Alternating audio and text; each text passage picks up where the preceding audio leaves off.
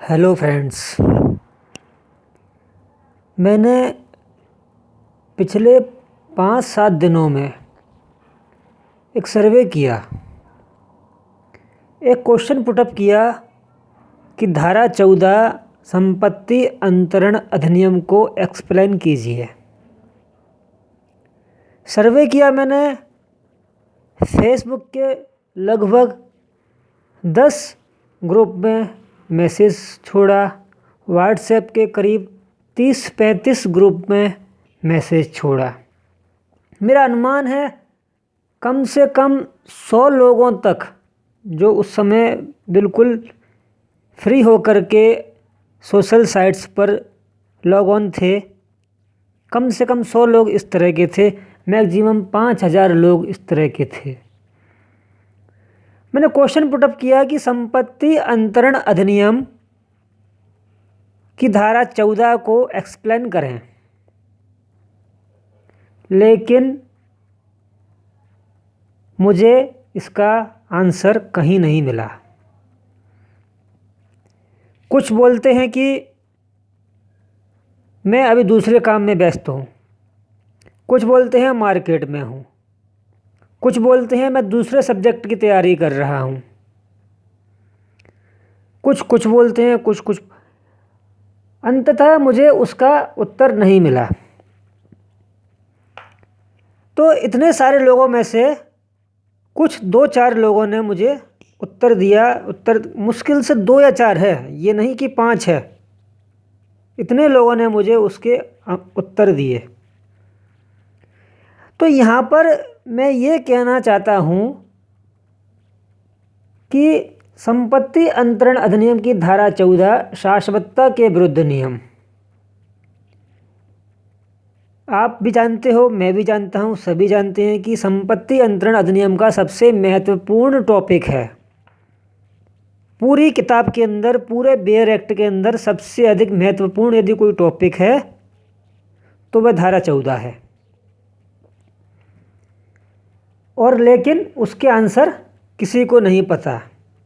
इतने सारे लोग लॉग इन थे, इतने सारे लोगों से चर्चा हुई, रिप्लाई मिले तमाम लोगों के, लेकिन किसी ने मुझे सही आंसर या फिर आंसर देने की कोशिश नहीं की या आंसर नहीं दिया, सिवाय 2 या 1 लोगों के। तो मैं इस वीडियो के माध्यम से, यूट्यूब के माध्यम से ये मैसेज छोड़ने की कोशिश कर रहा हूँ कि उन्होंने आंसर नहीं दिया तो उसके हो सकता है कि वह आंसर देना नहीं चाहते थे, वह उसका सही उत्तर जानते थे, नहीं देना चाहते थे। लेकिन ये सभी नहीं थे। एक बहुत बड़ा हिस्सा, मैं समझता हूँ कम से कम 70% हिस्सा होगा जो उस प्रश्न का आंसर जानता ही नहीं था। तमाम लोगों ने बोला कि मैं एक बार अपडेट करके इसका रिप्लाई दूंगा, एक बार देख लेता हूँ फिर रिप्लाई दूंगा, मैं व्यस्त हूँ। तो आंसर नहीं दे पा रहे थे। तो मैं इस निष्कर्ष पर पहुँचता हूँ कि जो व्यक्ति इतने सरल प्रश्न का, इतने महत्वपूर्ण प्रश्न को एक्सप्लेन नहीं कर पा रहा है तो वो फाइट से बाहर है। जिन लोगों ने 5000 लोगों में से यदि 2 या 3 लोगों में ने यदि वो आंसर दिए हैं तो वो फाइट के अंदर हैं। अब अपन एक दूसरा पक्ष देखते हैं। हिंदी भाषी 10 प्रदेश हैं। 10 प्रदेशों में औसतन 50,000 प्रतियोगी परीक्षाओं में सम्मिलित हो रहे हैं। एक मैंने बहुत मोटा हिसाब लगाया है, 50,000। तो वैकेंसीज आती हैं वो लगभग 50 आती हैं, 100 भी हो जाती हैं, एक मोटी बात कर रहा हूँ। तो 50,000 में से 50 वैकेंसीज होती हैं। 1000 में से एक व्यक्ति को सिलेक्शन होना होता है। और वही वाली बात मेरे सर्वे में सामने आई। 5000 लोगों में से 5 लोगों ने उसका आंसर दिया। तो मैं मैसेज ये छोड़ना चाहता हूँ कि जो व्यक्ति वास्तव में तैयारी में है, जो व्यक्ति सिंसियर है, वो कभी ये नहीं बोलेगा कि मैं मार्केट में हूँ, मैं अभी आपका आंसर। आप फेसबुक तो चला रहे हो, व्हाट्सएप तो चला रहे हो, लेकिन सब्जेक्ट के आंसर देने में आप ना नुकुर कर रहे हो। सीधा सा फंडा है कि आपको आंसर आता ही नहीं है। आखिरी कंपटीशन 50 सीटों पर है।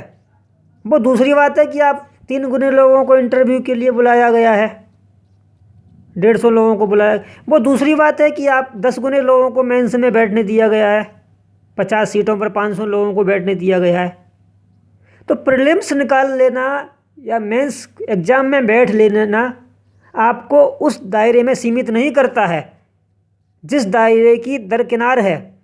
दरकिनार किस चीज़ की है कि आप 1000 में यदि 1 हो तो आपको सीट मिलनी है, यदि आप 1000 में यदि 1 नहीं हो तो आप 15-20 साल तक एग्ज़ाम देते रहो, आपको सीट नहीं मिलनी।